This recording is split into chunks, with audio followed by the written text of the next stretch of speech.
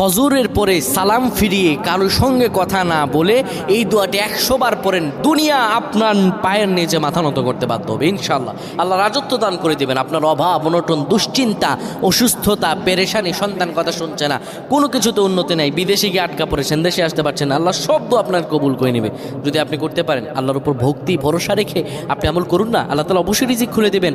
আল্লাহ তাআলা আল্লাহু খায়রুর রাজিকিন, আল্লাহ হচ্ছে উত্তম রিজিক দাতা।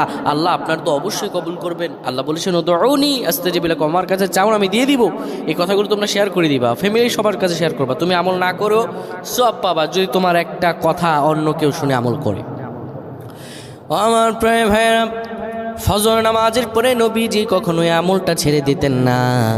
কেউ যদি ফজর নামাজের পরে পরে সুবহানাল্লাহি ওয়া বিহামদিহি সুবহানাল্লাহিল আযীম 100 বার যদি কেউ পড়তে পারে, কারো সঙ্গে কথা না বলে 100 বার পড়ার কারণে আমার আল্লাহ রব্বুল আলামিন তাকে রিজিকে